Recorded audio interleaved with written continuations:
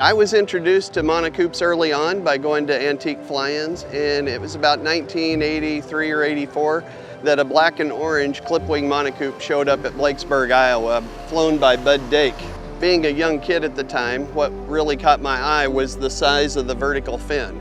Even a young person walks by and looks over the vertical fin, and the black was just stunning. So the airplane caught my attention, and from about 13 years old on, this was my idea of a P-51 Mustang. This was the dream. It's a dream I never thought I could live. This particular airplane has great history. It was built in 1932, November of 1932, as a straight Monocoupe 90. And then in 37, it was taken back to the factory where they converted it to a clip wing, which is a 110 special. At that time, they put on the 145 Warner. That same year, 1937, going around a pylon course, it turned in a lap speed of 178 miles an hour that won first place. This is a real racing airplane that has good history. It was in multiple races and had lots of high speeds, but in today's world, we don't run those engines the same way. They had flat props and turned big RPM. I have an aerobatic on here, and with a now 185 Warner, I cruise along about 150 miles an hour.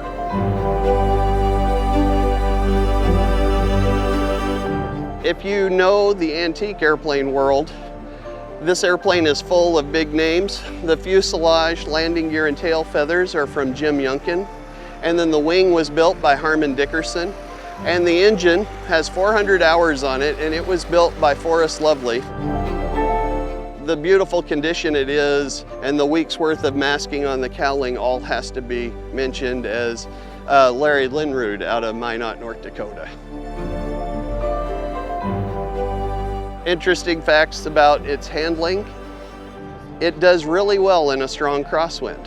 And I don't know if it does really well or if it's just that it's so bad on a nice day, you don't notice how much different it is in a crosswind. But it really is a better handling airplane than you'd expect. It's like the Ford Trimotor, you know, it flies horrible and I can't wait to go again. And that's exactly how this is. So it's doing a great job for me, and we got to go out and do a formation photo shoot yesterday with Mr. Mulligan.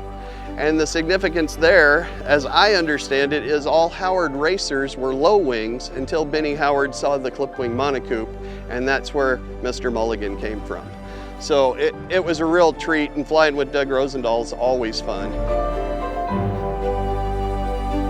After getting the airplane and having it in my possession, I had to do a little bit of work on it. The first few flights of it was just 10-minute test flights, 10-minute test flights, and then getting to share it with friends and family, that's a big deal.